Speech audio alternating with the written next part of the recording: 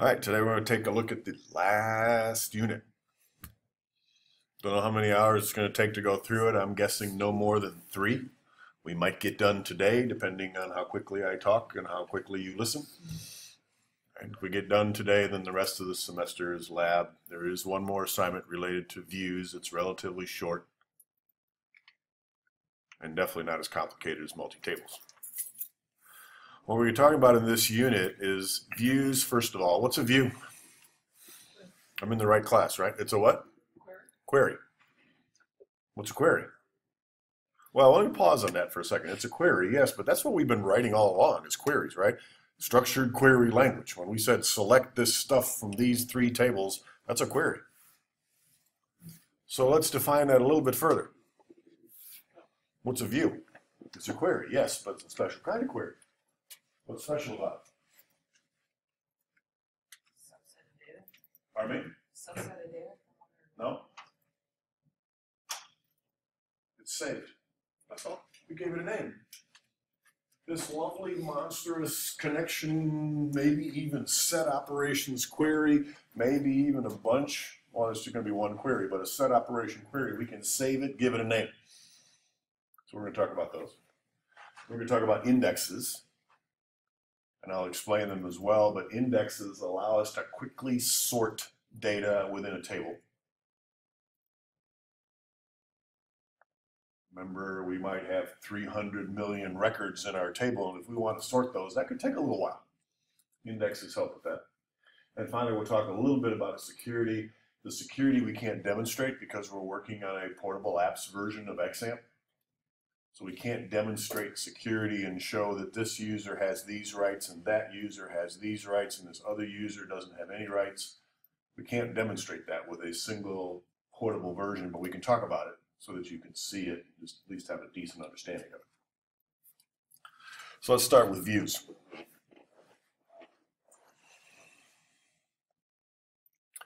A view is a saved query. We write the query just like you've been doing all along with select statements, though you can do an update query and save that. If there's a query that updates data that you do annually, at Lions Camp they have what they call annual data. Did they send their physical? Did they send their application? Did they send these other forms that they have? And every year they have to resend those forms. So every year we wipe that data out to make everybody start over again. I can save a query that says update this field, this field, this field, this field, set them all to false. I can save it. So a view doesn't have to just be a select query. It can be any kind, but most of them are select queries. Views have a security perspective. We can create a view that only shows a employee's first name, last name, address, and phone number, not their social security number, not their latest performance rating. We can show just certain fields in a view and then give users access to the view, but not the full table. And so all they can see is what's in the view. So we have certain data that's hidden from them. You can use views for reports, create a view, and then from that create a report. I do that quite a bit. Views can also be used to treat fields from multiple tables as if they were one. When we're done running a query, what do we got? It looks like a big, huge table with lots of fields from lots of tables. But it looks like one big table. If we save it as a view, it gets treated as one big table. And from the user's perspective, it is one big table. So if my supervisor wants to see the list of employees who spent more than $900 on their latest trips, well, that's the employees table and that's the trips table. I can create a view. The supervisor says, run the expensive trips view, and there it is on the screen. They don't have to link the tables. They don't have to do anything. They are virtual. They're not real. There's no extra data. It's not a new table. That's why it's called a view. It just allows us to view existing data in existing tables in a different way to simplify queries sometimes.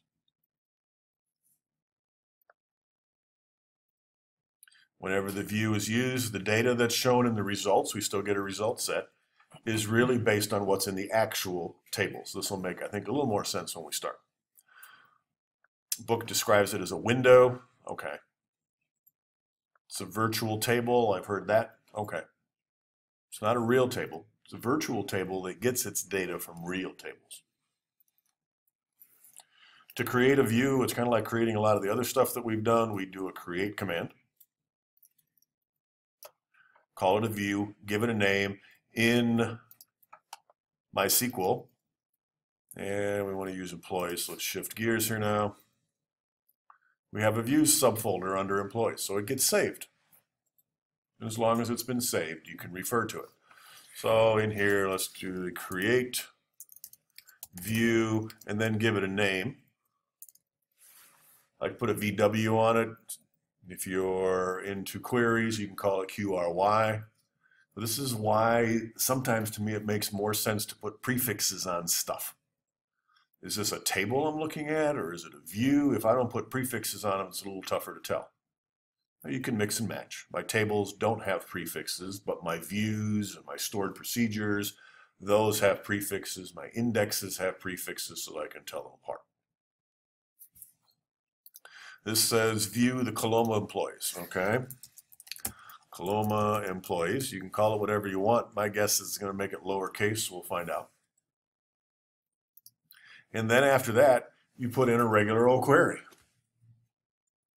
But what this first clause says is before you run this query, save all of these commands as a view. And anytime you want to, you can say execute the view and you get everything. So let's see, for view of all the fields in the employees table who work in plant number 1. That's dumb. Let's join them together and work in the Coloma plant. Is that big enough, Andy? Trevor? Actually, no. Make it a little bigger.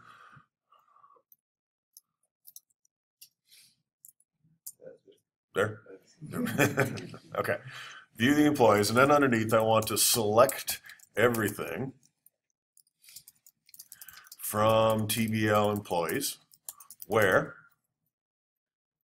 the plant name is Coloma. Now I could do a join here, right?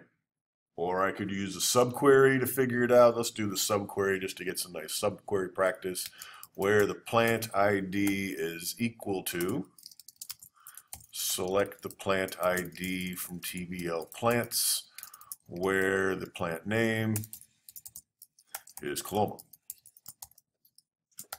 That way I don't have to know what number it is. That'll give me my Coloma plants. Again, I could have done that with a join. Doesn't matter how you get this table created as long as it works.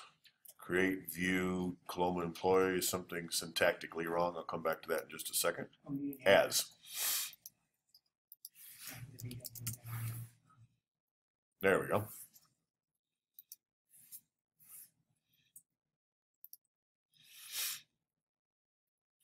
Now, if I run that, I don't remember if I get a result set here or not. So let's give that a quick run. Go. And down at the bottom it says, okay, I created your view. Well, that's not much help, is it?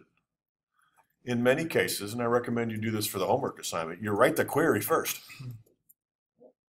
Test it. I'm going to put a semicolon there. Now this stands alone by itself, right? That's a separate command now. Run it.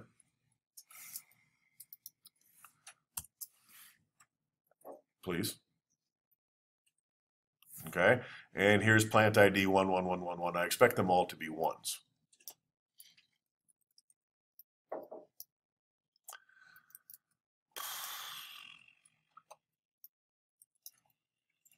And there. Okay, so there's all my Coloma employees. So that works.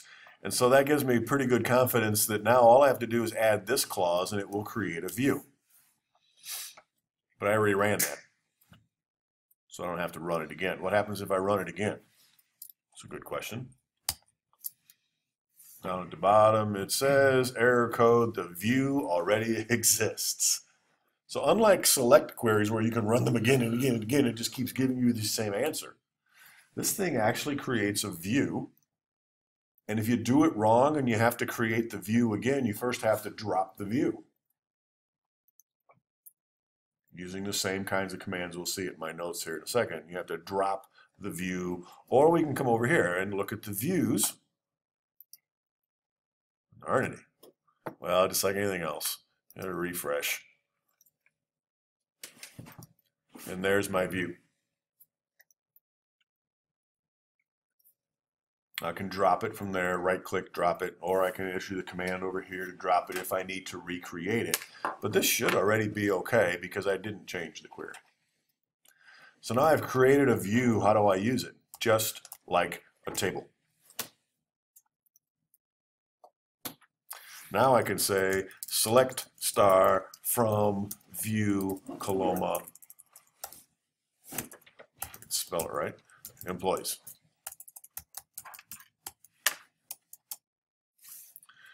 It's amazing how my brain works. I had to shift to my virtual machine because my XAMPP doesn't want to run MySQL on the Mac. And now I'm pressing the command key to execute, even though I'm in Windows. Can't break the habit. And there I go. I get all of these.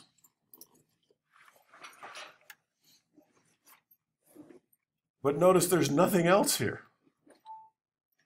And all of the other plants are gone. Whenever I do a query on the view, the foundation of the query is that view.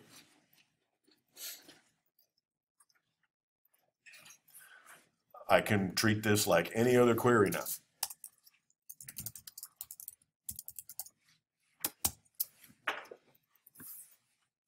I'm still only getting plant ID number 1. Think of some of those queries you created in multi-table with 5 tables linked together with fields all over the place, calculated fields. You can save those as a view, and next time just say select star from view everything, and it'll join all those tables for you and show you just the result sets of that. So now this view behaves just like another table. It isn't. It's a virtual table that's still, there's no table that has only employee name, only Coloma employees in it. There isn't. But my view, when I use it, restricts you to just viewing the Coloma employees. I think my notes say what this actually does behind the scenes is it selects star from view TBL employees, which creates a select star from table employees where plant ID equals in here, and where the union is. I understand it right from the website, from the MySQL website. This select star from a view basically plugs this in here and merges them together into a regular old query. It's as if you typed all that stuff ahead of time. So we're creating a virtual table. Executing a command creates a view. In the workbench, the views appear in the navigator. We saw that. And you can use a view to do whatever you want. Here I'm creating a view of computer science books. And then down here it said give me the title and the price of the computer science books. I'm going to create another view.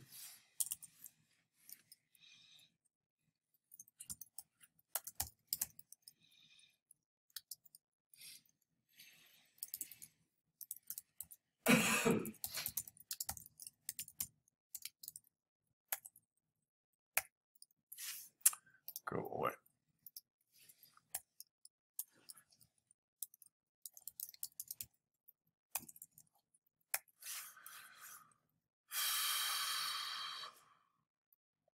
Pause. Okay, so now I have 2 fields from 2 different tables. From TBL employees, join to TBL plants using plant ID. And I can sort them. Order by last name, first name. going to test that.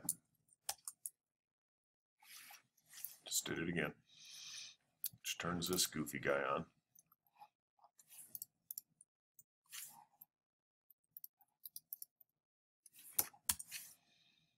And that's what I wanted. Good. Sorted by last name. So that's what I want. So now that that's what I want, I can create a view from that. Create view called VW imps and plants as. So that's the way I suggest you do it when you're doing your homework assignment. Write the query. See if you get the answer set that you expect. And then you can execute it again with a create clause on top to actually create the view. And down at the bottom it says 0 rows affected. If it weren't for my little recording guy here, I could probably see that it was successful.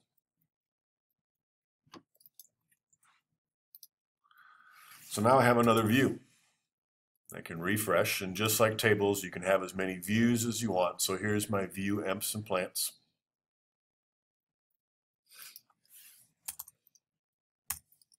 And then if I want to, I can say select the first name and the last name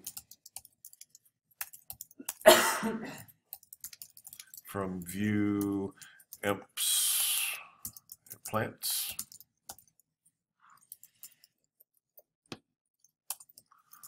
Where the plant ID equals 1. Kind of lame, but you'll get the idea here.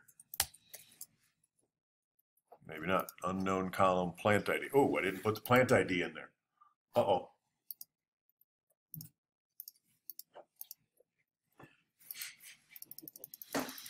I didn't put the plant ID in there, so I have no way of doing this. But I did put the plant name in there. And notice it said there's no such thing as a plant ID. What do you mean there's no plant ID? I needed it right here in the joint. No, it's not in the field list. When you create a view, whoever's using that view is limited to the field list that you included in it. There's no plant ID, so I can say plant name equals Coloma though. And there they are. I can't ask for their phone number using this view. I don't have it.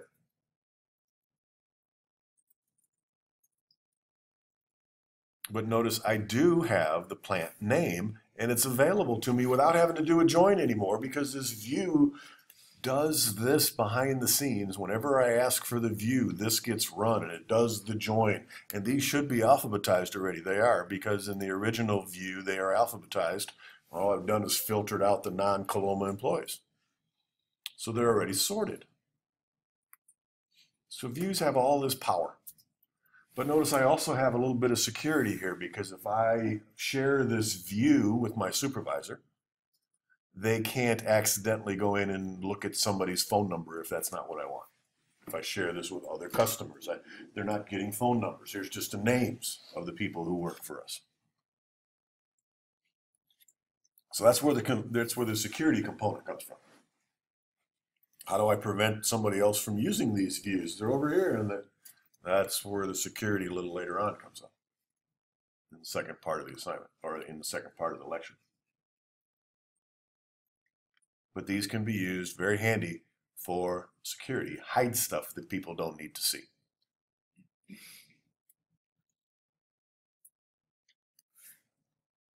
In this one, we combine the data from 2 different tables. It could be 10 tables. Could be having clauses, could be calculated fields. Those calculated fields are, every time you run this query, they're calculated. Can I change things here? Maybe. In this one, I'm going to say maybe. Update. View imps and plants. Set the last name equal to a sample where the last name equals a sample. Is that going to work? Probably not, because of my safe updates problem, is my guess.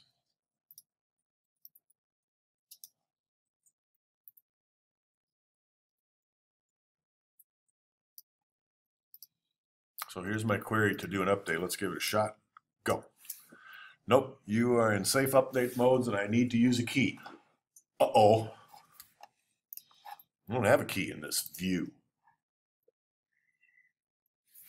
So, let's see if I can remember the command. Set SQL safe updates equal to 0. I think that's right. No complaints. Now let's try this. Running, running, running. One row affected.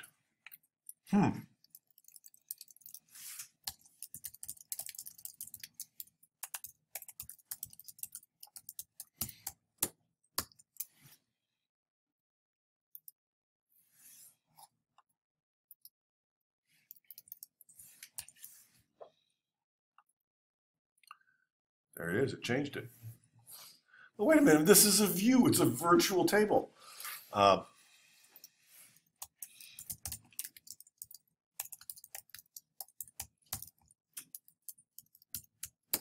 do you think? Yes or no?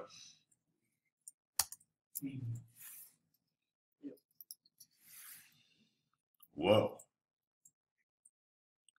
I thought this was supposed to be secure. I'm now looking at a virtual table and people can change stuff in there? Yep. Because sometimes I want that.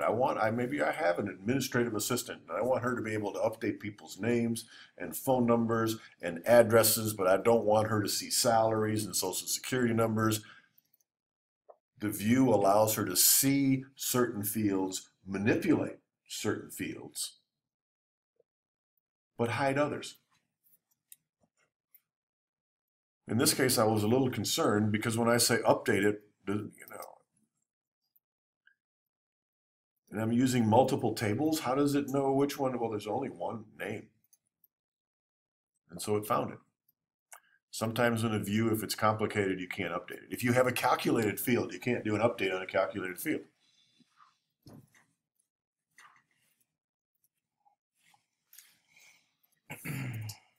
Let's demonstrate that.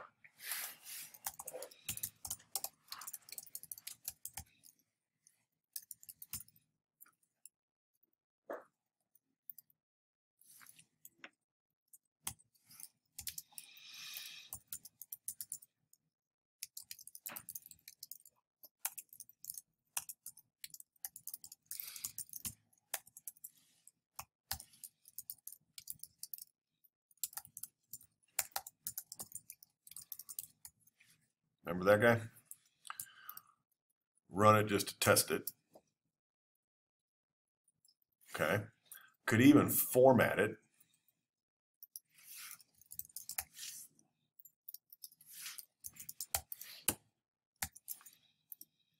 Much nicer. And now that it works, make a view.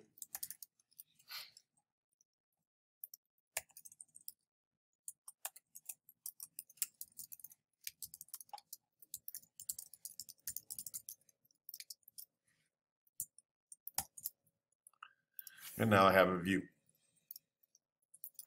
And when I go into that view, I can say, give me everything from the view.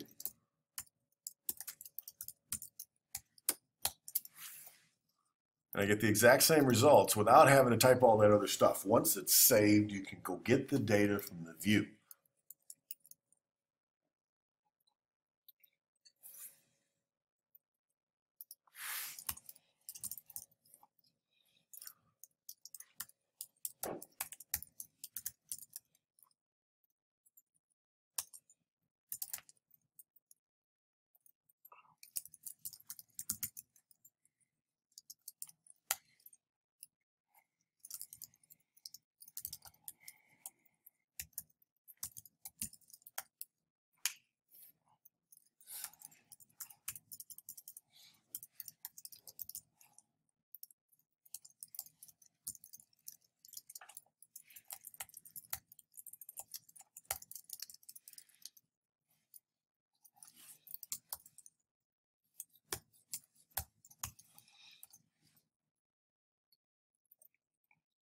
Don't think that's going to work.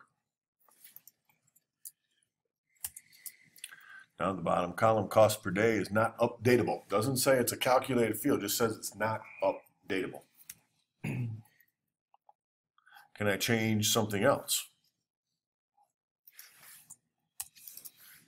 Like the duration.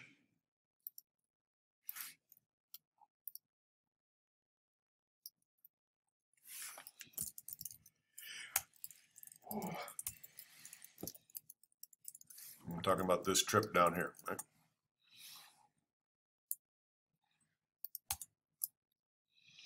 That one it could do.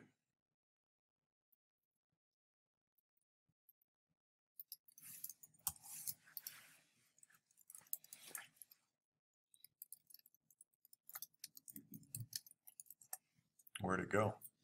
There it is. Nope, that's not the same one.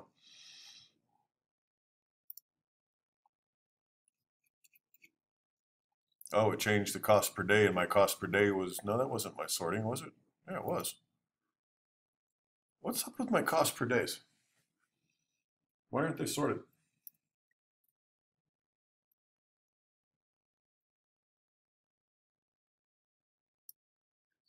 Because they're not, right? We're starting with nines here, for heaven's sakes. They're in descending order. But how come the 900s are in here? Just going off the first character. When you format numbers, yes, when you format numbers, you turn them into strings. Ouch. And so now when I sort them, descending, they are sorted as strings, which means the 9 5s come before the 9 4s, come before the 9 2s, come before the 9 2 7s. Oh boy. How do you fix that? You go find a math function that turns a string back into a number again after you've reformatted it. Oh my God. Kind of showed you that in programming logic the other day, didn't I? We took the text field because we wanted to sense if things are different. We took the text field, turned it into a number, formatted it, turned it right back into a string again. Here, you kind of have to do the reverse. Take the number, format it, and then turn it back into a number again. So this format thing here, that's a bad idea. At least if I'm going to sort by it, it's a bad idea. So now I'm going to fix the view, right? Oh no. We have to drop the view first.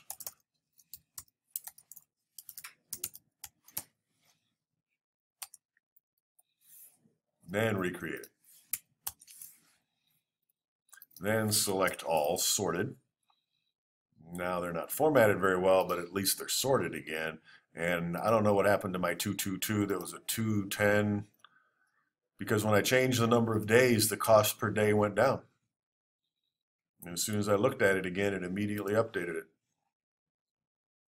And that's a permanent change.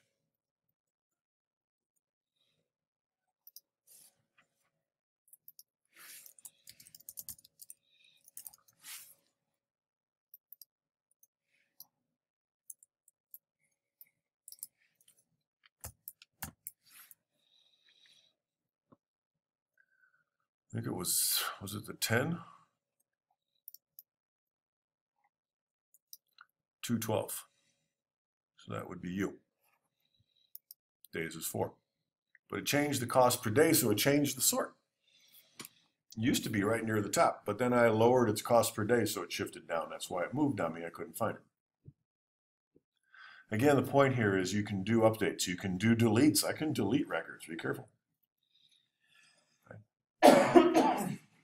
But more importantly is I can create these views to restrict the data the user can see, and if appropriate, to make their life easier so I don't have to type these joins over and over and over again. Type the complicated query once, save it as a view. From then on, just say select star from my view, and it's as if I create or as if I typed that big, ugly, complicated query.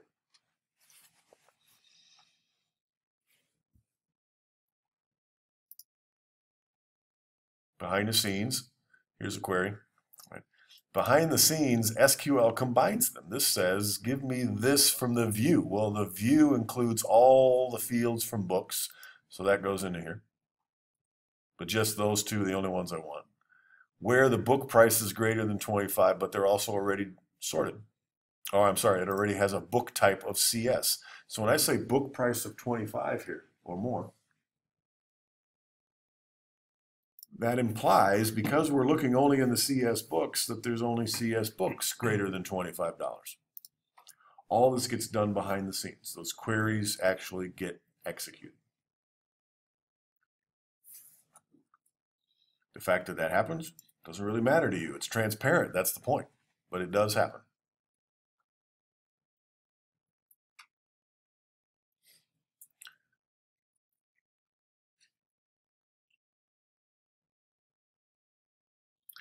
Here's a shortcut way of renaming all the fields instead of book title, book price, book type. Create a view with these three fields. Now the number of fields have to match. We could also have put these as's in here. Book title as title, book price as price, book type as type. We could have put them in there just as well. But this gives you kind of a shortcut way instead of three as's, just the one.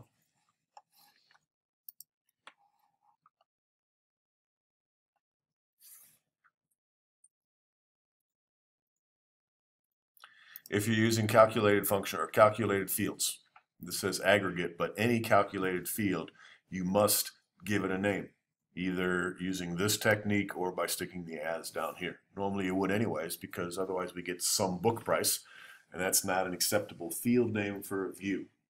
Views, the fields must have normal names.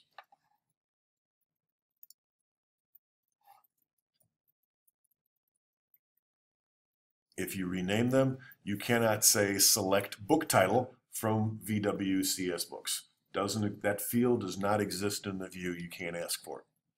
Just like there was no plant ID.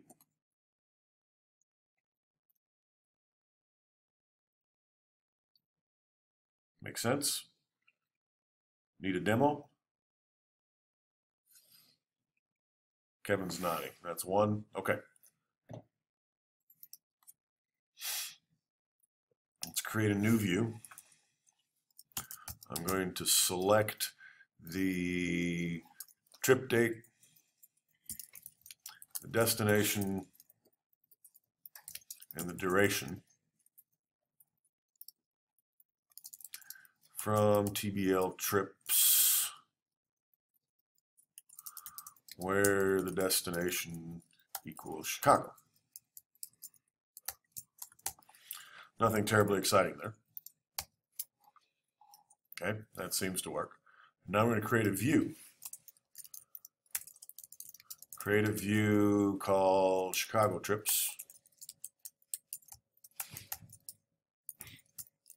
And in parentheses, I'm going to rename every one of those fields.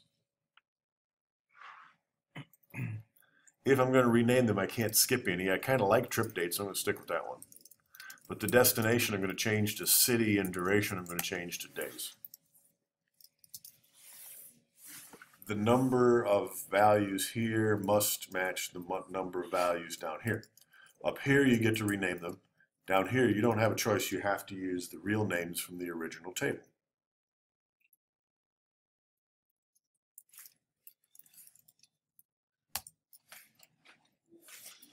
Created it, 0 rows. Now I could do a select star from view, Chicago trips. And they're all trips to Chicago. But notice the field names. Trip date, city, days. First of all, if I look at this now, and now that I've tested it, this city column seems kind of redundant, doesn't it? The name of the view is Chicago trips. There better not be anybody in there not going to Chicago. Otherwise my query is wrong. So I could delete the view, modify my query to not include the city or the destination, but then I don't have something new to rename.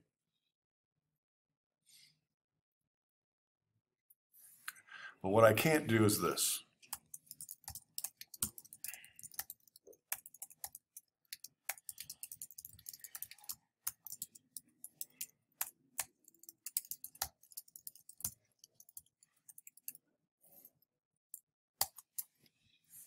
There is no field destination in the view. But it came from this. It was called destination. Yeah, we renamed it. Now it has a new name. No longer replies to the old name. Not in the view, it doesn't refer to it. Doesn't mean I can't change it. I can still go in and change that destination. What happens if I change the destination of one of these trips to New York? They no longer show up in the view. You can't even see the results by looking in the view because they're gone. They never show up again because they didn't go to Chicago. But you can do it. You can update the field value and say, ah, there, I found it. That Chicago trip was really New Orleans. Change it. Next time you do a select R from Chicago trips, it won't show up anymore.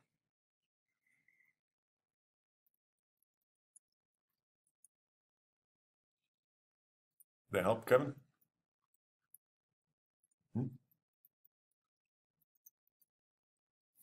I can do calculations. I can do stuff here. Now, I don't have the expenses, but I could do a concat and say duration, comma, days, except there is no duration. Destination is city. Take the days.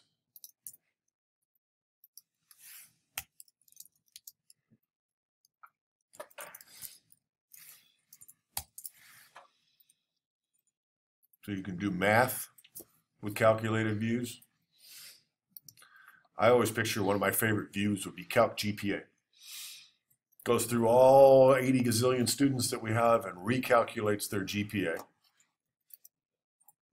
and displays it, alphabetized, sorted by program, who knows, whatever I want to do with it. But the calculation for GPA is complicated because I have to go get the number of credits of the class that you took and then the grade that you took translated into a grade point value, multiply those, take all of them, divide by the total number of credits. That's your GPA. I wouldn't want to have to type that query over and over and over again. Now what you would probably do is highlight all that, paste it into a text file someplace, right? And then when you need to calculate the GPA, go find the text file, suck it in and run it. You don't have to do that. That's what a view is. It's a saved query. It's a query that I want to run over and over and over again.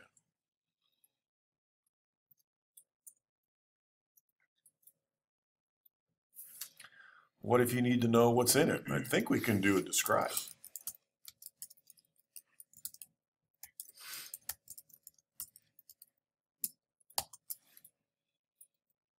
It's got 3 fields, a trip, date, a city, and a days. These are exactly the same as the original table. Weird.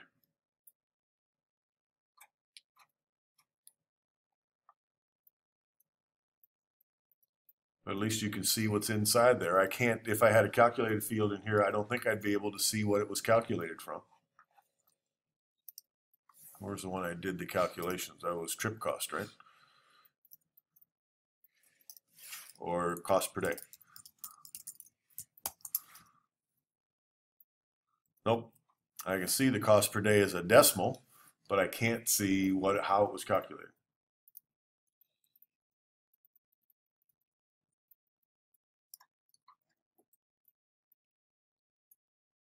Questions? What other important stuff is there to learn about views? Views based on joins, no big deal. But when you create these kinds of tables, you will not be able to do an insert. If I have a table that's got fields from 2 different tables, or if I have a view with fields from 2 different tables, that was way up here a long time ago, Coloma employees. Yes, this view has everything from the employees table. Well, that one I would be able to insert, sorry. This one, first name, last name, plant. Is it legal for me to insert a new plant using this view? Probably not, because what are you going to put in for first name and last name? And how would SQL figure out that this is the plant? So that goes into the plant table. We need to create a new one. So give it a new ID number. And this is the new employee. And you didn't give me a social security number, so I can't create them because that's the primary key. It can't be known. When you create views based on multiple tables, it's very difficult, if not impossible, to insert. And it's also the same thing for delete. If I say delete this employee, am I talking about the employee or the plant? Can't tell. So inserts and deletes on views do not work if the foundation behind it is more than one table. That makes sense. Create a view based on statistics. Create a view that displays the number of union and non-union members in each plant. Okay, let's just do that. First, I'm going to create the query. I want to do a count star from TBL plants grouped by what? Oh, I need union members, so that's employees. I do a join.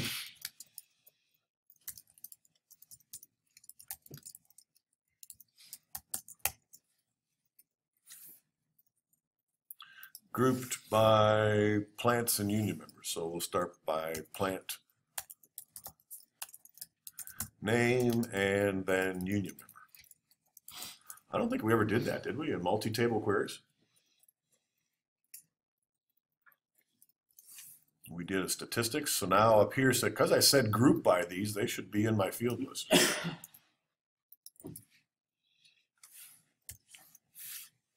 Otherwise, I'll get the numbers, but I won't know who they belong to.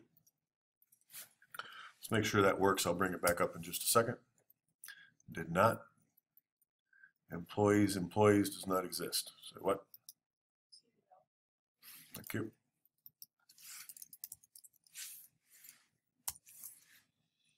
Okay, so there's my Coloma union, there's my Coloma non-unions, and so on for every plant. There's my statistics. I don't believe I'm going to be able to turn this into a view. Anybody want to guess why? Let's see if it tells me why.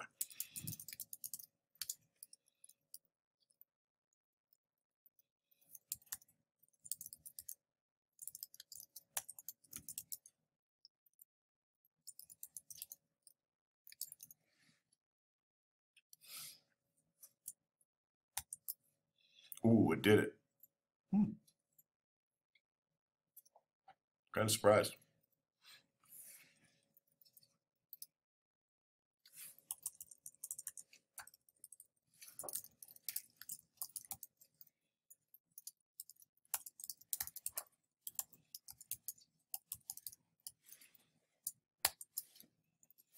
Ew, that's gross. Now in my notes it says you're not supposed to be able to do that. If you create a calculated field or a aggregate field like this, you have to give it a name, it says in my notes. That might be an older version of MySQL. So I was suspicious.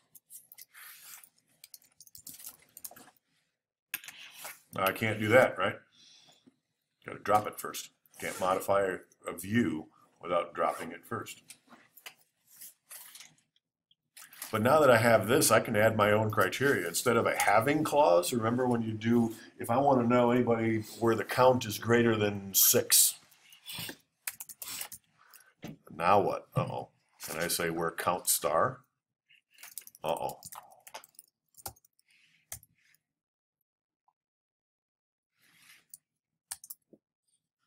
Now we know why we have to rename it.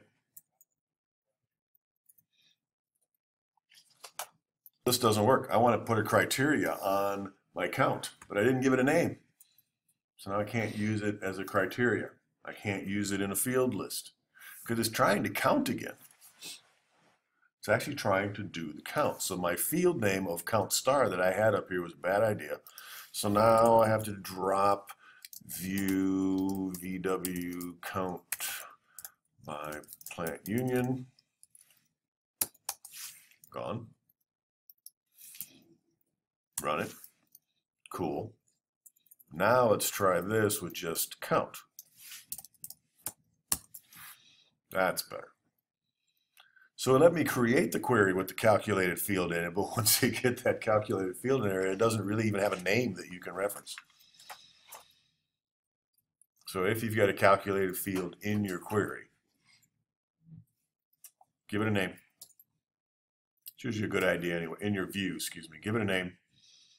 That way you can refer to it in a criteria, in a where clause, in an order by clause. But once again, recognize that once I'm in the view, this view was based on a group. And really what I'm saying is give me where the count is greater than 6. But that's a having clause, except the view doesn't have that stuff anymore.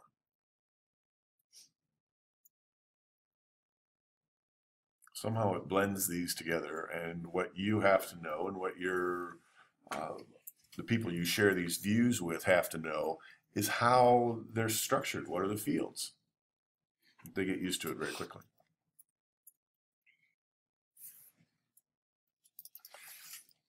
Bless you. So I could still work with a having. Interesting. Especially since it gave me a red check mark saying something's wrong, and then it ran it anyways.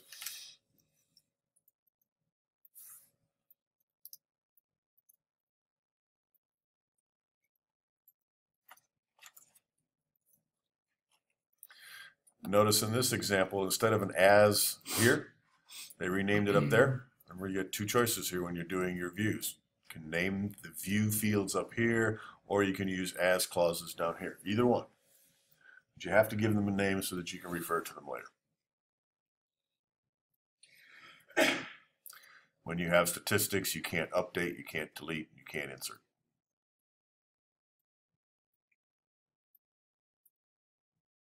We already know how to do that.